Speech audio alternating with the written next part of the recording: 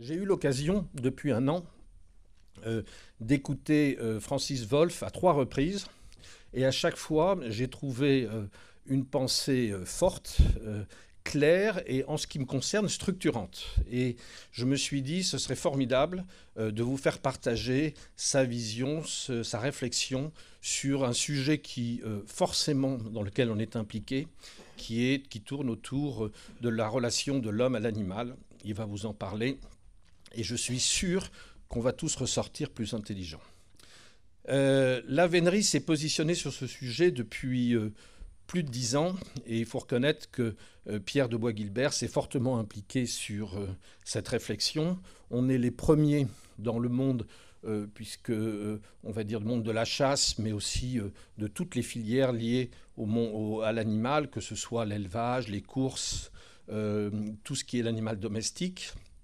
Et depuis, Pierre, il a fait un gros travail. Et je peux vous dire, puisque nous sommes à l'origine d'un think tank dont il va vous parler, je pense qu'il est un des meilleurs spécialistes en France de toutes ces évolutions. Donc, je vous propose d'écouter Francis Wolff et ensuite de vous expliquer, que Pierre vous explique ce que nous faisons dans ce domaine. Voilà, merci et très bonne soirée. Je voudrais donc en effet vous parler, mais sous le regard certes bienveillant mais érudit de Pierre de Bois-Guilbert, de cette utopie que j'appelle d'une manière générale, et d'ailleurs ils ont repris eux-mêmes ce nom désormais, ils l'ont repris pour eux-mêmes, l'utopie animaliste. Et en quoi cette utopie nous concerne, et je nous inclus, nous, les humanistes, défenseurs d'une certaine culture de relation des hommes et des animaux. Et donc, s'il faut être classique et structurant, comme le veut mon présentateur, je vous décrirai cette utopie, ses dangers, bien entendu, ses sources et ses conséquences. Voilà. Et dans l'Antiquité, chez Aristote en particulier, qui a été déjà nommé, les hommes étaient définis par deux grandes oppositions. Il y avait au-dessus d'eux des dieux, au-dessous d'eux des animaux. Ce que les hommes avaient en commun avec les uns les opposait aux autres. Et ce qui les distinguait des uns les liait aux autres. Les hommes avaient en commun avec les dieux d'être rationnels, ce qui les opposait aux animaux qui ne peuvent ni argumenter ni raisonner.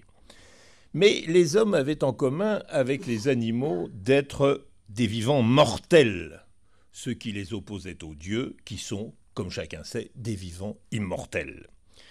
Il y avait donc trois sortes de faune, trois sortes de zoa, comme disaient les anciens en grec. Les vivants immortels rationnels, les vivants mortels sans raison, et l'homme, entre ces deux autres, si je puis dire, ni irrationnel comme les bêtes, ni immortel comme les dieux. Voilà qui garantissait la spécificité de l'espèce humaine. Vouloir se grandir jusqu'aux dieux, c'était pécher par démesure, hubris, disaient les Grecs. Celui qui veut outrepasser ses limites naturelles, inversement, tendre à s'abaisser jusqu'au niveau des bêtes, abandonner sa faculté rationnelle, c'était chuter dans la bestialité honteuse. De là, deux grandes utopies qui se partagent aujourd'hui l'horizon humain. L'utopie, que j'appellerais pour faire vite aussi bien transhumaniste ou posthumaniste, est l'héritière des rêves libertaires, de ces utopies libertaires du milieu du XXe siècle, rêve libertaire de jouissance. Elle rêve d'un nouveau moi, plus puissant qu'il n'a jamais été, triomphant de sa propre animalité et humanité. D'un autre côté, l'utopie antispéciste est l'héritière, bien malgré ce dont elle est supposée hériter, des grands espoirs de libération collective du XXe siècle. Elle rêve, elle, d'un nouveau nous, une nouvelle communauté politique ou même au-delà du politique, la communauté de tous les animaux souffrants. Elle se reconnaît à 3 traits que je mêlerai pour l'instant dans une espèce de figure assez générale, les 3 traits qu'elle partage avec les traditionnels rêves de libération radicale. C'est d'abord, là aussi, cette espèce de slogan commun aux idéologies totalitaires, l'idée qu'il faut casser l'histoire en 2. Le syntagme, on y retrouve aussi le syntagme absolutiste depuis toujours. Depuis toujours, les animaux ont subi la loi des hommes. Il est temps qu'ils regagnent leur liberté. L'exploitation et la domestication animale doivent désormais être enfin abolis. Ces mouvements radicaux héritent donc des rêves de libération politique et sociale des 19e et 20e siècles, tout en étant le symptôme de leur effondrement. Les concepts politiques, forgés naguère pour penser l'asservissement des hommes, sont repris et détournés. On parle de libération animale, comme on parlait naguère de libération de certains peuples ou de certaines classes. On parle d'exploitation des animaux, au sens où on parlait hier d'exploitation de l'homme par l'homme. On qualifie certaines formes d'abattage de génocide animal. Aux yeux des combattants de cette cause, comme vous le savez, c'est comme si les animaux étaient devenus les nouveaux prolétaires du capitalisme productiviste, les derniers martyrs, les seules incontestables victimes, parce qu'ils cumulent toutes les servitudes. Les ouvriers en Occident étaient victimes des classes possédantes, les ouvrières étaient victimes des classes possédantes plus de la brutalité du patriarcat, les ouvriers du tiers-monde cumulaient l'asservissement aux bourgeoisies locales et au colonialisme européen ou à l'impérialisme occidental, les ouvrières du tiers-monde devaient en outre subir la violence du patriarcat de leur pays, et les animaux, eh bien depuis la domestication il y a 11 000 ans, ils sont victimes de toute l'humanité, quelle qu'elle soit, où qu'elle soit, à quelle classe sociale, à quelque pays, à quelque culture ou civilisation, ou quel genre maintenant, comme on dit, qu'elles appartiennent. Victimes absolues, dominées par excellence. Et surtout, dernière victime en bout de chaîne de l'exploitation, représentant par excellence de ce que les sociologues de la domination appellent aujourd'hui l'intersectionnalité des discriminations, c'est-à-dire le fait qu'ils cumulent toutes les formes d'asservissement. Et donc, par contre-coup, dans cette idéologie ou selon cette utopie, en libérant les animaux, c'est comme si on pouvait délivrer de proche en proche tous les dominés, les précaires, les exclus, les prolétaires, les subalternes, les pauvres, les noirs, les musulmans, les colonisés, les femmes, les homosexuels, les transsexuels, etc. On peut dire, parodiant le slogan célèbre de Marx, en se libérant de ses chaînes, le prolétariat libérera l'humanité entière, en libérant les animaux, nous libérons toute la chaîne des asservis. Ajoutons un point important. Ces mouvements libérationnaires se considèrent d'autant plus justifiés à mener cette lutte, parfois violente, contre l'exploitation animale, qu'ils s'instituent en porte-parole de ceux qui n'en ont pas de parole, par définition. Ça, c'est le fait commun de toutes les avant-gardes. Nous parlons au nom de ceux qui aujourd'hui ne peuvent pas parler. Mais, en outre, ils peuvent prétendre que les victimes qu'ils représentent ne peuvent pas se libérer elles-mêmes de leur chaîne, au contraire des peuples colonisés, des classes exploitées, des races discriminées ou des femmes soumises au patriarcat. Et c'est ce qui rend ces mouvements potentiellement beaucoup plus dangereux, c'est ce qui les laisse ouverts à toute forme de fanatisme. Parce que ce qui fait la différence entre un mouvement de libération et un fanatisme, c'est que le fanatisme ne peut jamais être contredit par ceux au nom duquel il parle, puisqu'en général, il parle au nom de quelqu'un qui ne peut pas parler. C'est pourquoi, par exemple, le fanatisme de ceux qui s'imaginent aujourd'hui avoir l'exclusivité de parler au nom du Dieu, ou au nom de leur Dieu, c'est précisément parce que ce Dieu ne peut pas parler de lui-même. Eh bien, c'est le même fanatisme qui est potentiel derrière ces rêves en apparence extrêmement généreux de ceux qui s'imaginent parler au nom des animaux parce que eux non plus ne peuvent pas parler. Selon le discours animaliste, comme vous le savez, le processus de domestication par lequel les hommes, depuis le néolithique, ont appris à connaître, à comprendre, à apprivoiser, à élever, à dresser, à entretenir, à soigner certaines espèces animales, à cohabiter avec elles, à en créer de nouvelles, à imaginer d'autres races et variétés, n'était en fait qu'une gigantesque entreprise d'esclavage. La civilisation, c'était une barbarie. Nous n'aurons donc plus d'animaux de compagnie, simples fétiches qui ne servent que notre narcissisme. Ils vivent sous notre dépendance, ils devraient vivre sans maître. Nous ne mangerons évidemment plus de viande, de poissons, de crustacés. Il n'y a pas de bon élevage, puisque l'élevage est toujours une exploitation des faibles. Nous serons donc végétariens. Nous n'aurons donc plus non plus de terre promise, cette terre où coule le lait et le miel, comme dit la Bible, puisque le lait et le miel proviennent de l'exploitation des animaux. Nous serons donc végétaliens, mais nous n'aurons plus non plus de peau de bête, comme nous l'apprenions dans nos livres d'histoire, de pulls de laine, de chaussures de cuir, de plumes d'autruche. Nous n'userons d'aucune manière provenant de l'exploitation animale. Nous interdirons les biberons qui ne soient pas de lait maternel. Nous serons donc véganes. Voilà la description du premier trait de cette utopie. Le second trait, c'est une nouvelle définition, comme dans toute utopie, de nouvelle définition de la communauté morale. Elle se fonde sur l'idée que nous devons former une nouvelle communauté. Non plus la communauté véritable, légitime, comme ont inventé les grands utopistes du XIXe siècle, la cité, l'État, la communauté des croyants, l'Église, le phalanstère. Non, la communauté véritable, ce n'est pas la communauté humaine, c'est la communauté de tous les vivants sensibles. Comme dans toute utopie, les membres de cette communauté sont libres et égaux. Libres de ne pas dépendre des autres et égaux, tous les individus, toutes les espèces sont égaux. Ils ont tous droit à la vie, donc toute vie animale a droit au respect.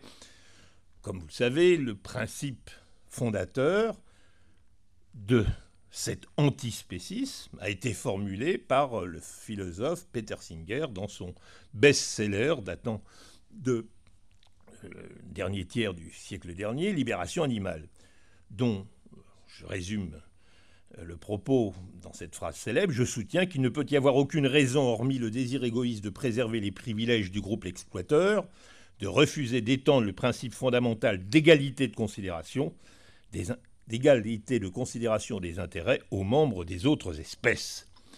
La nouvelle utopie antispéciste affirme donc « Nous ne devons pas différencier les animaux en fonction de leur espèce, c'est du spécisme, exactement comme nous ne différencions pas ou nous ne devrions pas différencier les hommes en fonction de leur race, c'est du racisme, ou de leur sexe, c'est du sexisme. » Et il n'y a donc pas de raison de traiter différemment les animaux et les hommes. Ce serait faire preuve de spécisme, c'est-à-dire de privilégier notre espèce par rapport à d'autres. Parce qu'une commune sensibilité nous unit aux autres animaux, nous devons les traiter comme nous devons nous traiter les uns les autres. Soins, protection, sollicitude et aucune forme d'exploitation. Alors, ce deuxième trait s'alimente à ce que nous pouvons appeler la pathologie de l'égalitarisme. Nous avons appris à lutter contre toutes les formes de discrimination. C'est l'incontestable progrès moral dont il faut s'enorgueillir puisqu'il définit l'humanisme de notre modernité, l'égale dignité morale de tous les êtres humains. Mais c'est comme si cette raison égalitaire était devenue une passion incontrôlable et sans borne. Tout doit être égalisé, et d'abord les espèces. On ne doit en aucun cas, il est interdit de faire une quelconque discrimination entre les animaux. Tous égaux en tant que vivants et sensibles. Tous dans le même sac. Les homards et les chiens, les ragondins et les singes. Que veut-on égaliser et pourquoi faire ? À moins de faire de tous les individus vivants de la planète des individus libéraux, concluant une sorte de pacte social universel, dans la biosphère. Cet égalitarisme des individus animaux n'a évidemment aucun sens. Les espèces animales, en tant qu'espèces, n'ont nullement intérêt à ce que les individus qui les composent deviennent libres et égaux en droit. Les équilibres écologiques en seraient immédiatement détruits. L'animalisme, défense des individus, est l'ennemi de l'écologie, défense de l'équilibre des espèces. Quel sens y a-t-il à proclamer ou à vouloir libérer les chiens de leur maître sans lesquels ils ne pourraient pas vivre? Quel sens y a-t-il à libérer? Quelle égalité, y a-t-il entre le chat et la souris, entre le loup et l'agneau, entre le renard et la poule, entre le chien et ses puces? Et on peut continuer. Il n'y a pas d'égalité des espèces puisque, par définition, la vie se nourrit de la vie et que la vie se définit par la lutte entre les espèces. Par conséquent, il ne peut pas y avoir d'égalité entre elles. C'est un contresens. Derrière la liberté des animaux, égalité de tous les animaux, se profile, au contraire, la négation de la spécificité de la communauté morale que nous formons entre êtres humains. Le troisième trait de cette utopie est qu'elle est politique. Du moins est-elle en train de le devenir. Les théoriciens, désormais de l'animalisme, réclament, comme vous le savez peut-être, des manifestes circulent. Un livre philosophique récemment traduit en français de Kim Lika qui s'appelle Zoopolis, une théorie politique des droits des animaux, réclame désormais, et cela commence à transparaître dans les mouvements animalistes, la citoyenneté, et dans les articles de presse, la citoyenneté pour les animaux domestiques et la souveraineté pour leur territoire, pour les animaux sauvages. Et certains partis animalistes européens commencent à réclamer la sécurité sociale pour les animaux. Cette troisième caractéristique de l'utopie animaliste, comme la plupart des utopies, s'appuie sur une définition ou une redéfinition de l'humanité. Mais c'est une redéfinition forcément contradictoire. L'homme, vu par l'animalisme, est à la fois un animal semblable à tous les autres et un animal opposé à tous les autres. D'un côté, on affirme aucune différence essentielle ne nous sépare des bêtes. Nous sommes des animaux comme les autres. La continuité homme-animal justifie l'élargissement du nous à d'autres espèces, c'est l'antispécisme. Mais en même temps, on affirme l'homme n'est pas un animal comme les autres, puisqu'il est le bourreau des autres animaux. C'est pourquoi les êtres humains, au contraire des autres animaux, doivent s'imposer de respecter les droits des autres animaux. L'homme est un animal comme les autres, d'où l'antispécisme. Justement, au nom de l'antispécisme, l'homme ne doit pas se conduire comme les autres animaux se conduisent vis-à-vis des autres animaux. Vous avez compris ce raisonnement qui, forcément, se mord la queue. Comment en est-on arrivé là? Il y a beaucoup de facteurs historiques, culturels, etc., sur lesquels on pourra revenir si ça vous intéresse. Je me contenterai de marquer les facteurs les plus clairs et les plus récents. Le facteur réel et sans doute essentiel, c'est sans doute une bienheureuse prise de conscience par les opinions publiques de la nécessité de défendre le bien-être des animaux que nous élevons pour notre alimentation ou nos usages. Il faut le dire avec force, et si nous ne le disons pas, eh bien, nous risquons évidemment de tomber dans le piège. La modernité économique et technique a entraîné une incontestable dégradation des conditions d'élevage de certains animaux destinés à la consommation humaine, notamment porcs, veaux et poules, en les réduisant souvent à l'état de marchandises ou à de vulgaires machines à produire de la viande et des déjections. Cette marchandisation du vivant, conséquence directe du cercle vicieux du productivisme, dont les éleveurs sont plus souvent victimes que coupables, a fort légitimement ému les opinions des pays européens, occidentaux plus généralement, grâce à la mise au jour de quelques scandales aisément médiatisés.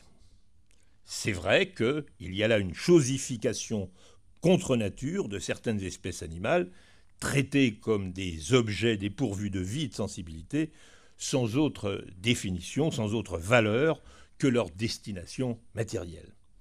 Toutefois, comme un poison engendre parfois un contrepoison aussi nocif au lieu de produire son antidote, la même modernité a engendré une personnification de l'animal. Et c'est la deuxième source de l'animalisme. À côté de ce sous-prolétariat réifié, chosifié, marchandisé, prolifère, autre fruit de la modernité, une nouvelle faune, celle des animaux personnifiés, les animaux dits de compagnie, dont l'alimentation et les déjections sont devenus, au contraire, centrales dans l'économie de nos cités. La croissance de l'urbanisation en effet perdre aux populations tout contact avec les bêtes sauvages domestiques.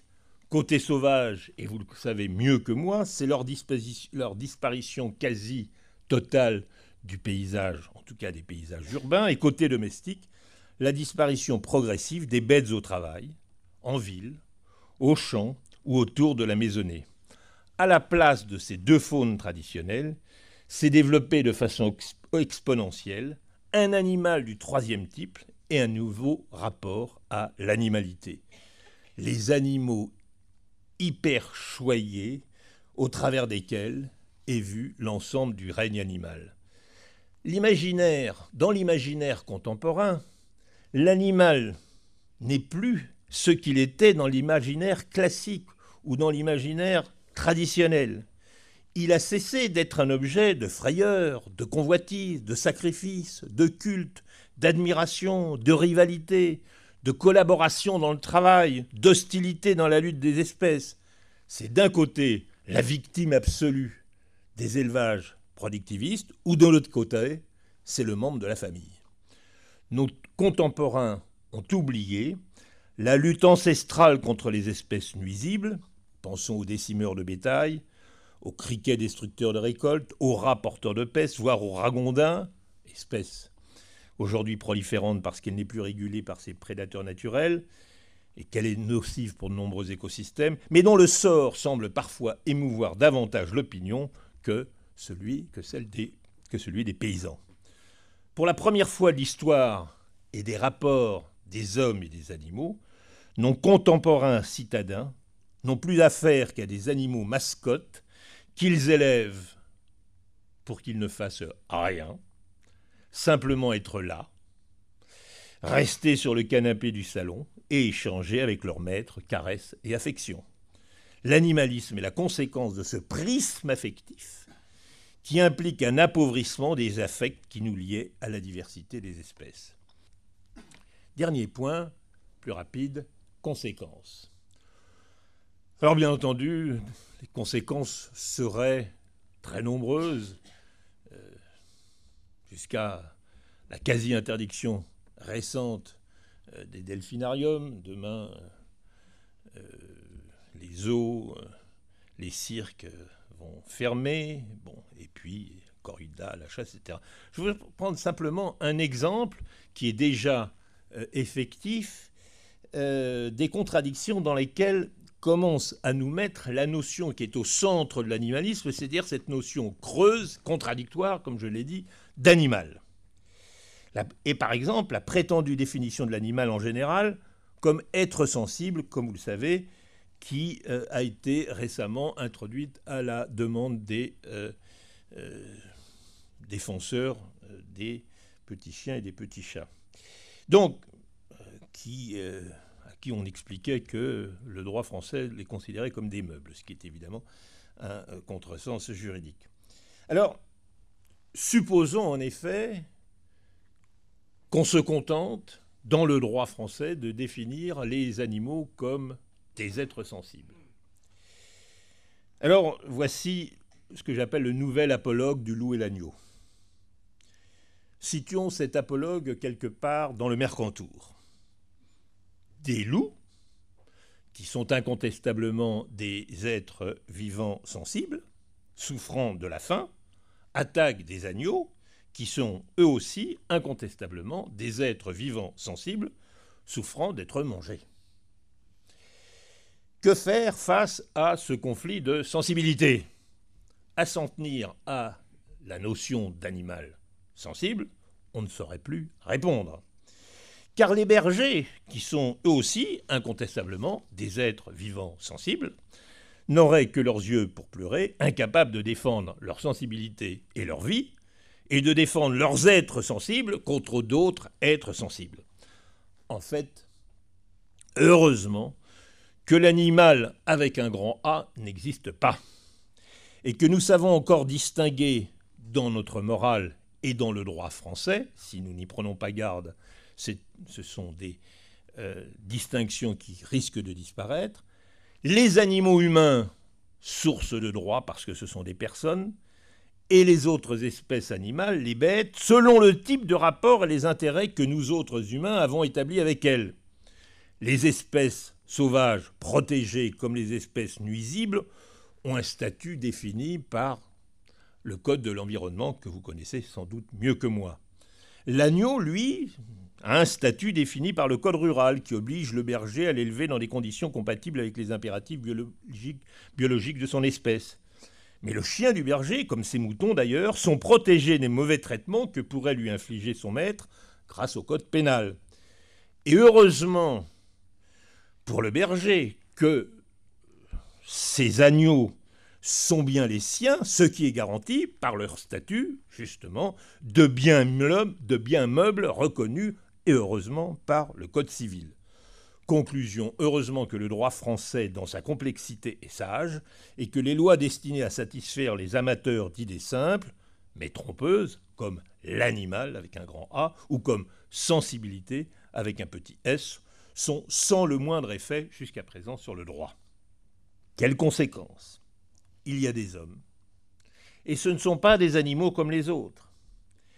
En deçà d'eux, il y a des modes de vie, des conditions sociales, des histoires, et 1000 histoires entre hommes et animaux, parfois belles, parfois tragiques, 1000 récits d'apprivoisement, d'amitié, de coexistence, de respect, d'admiration ou de combat, qu'on ne saurait réduire à ces deux pathologies contemporaines que sont la chosification de l'élevage industriel d'un côté et la personnification de certains animaux de compagnie de l'autre.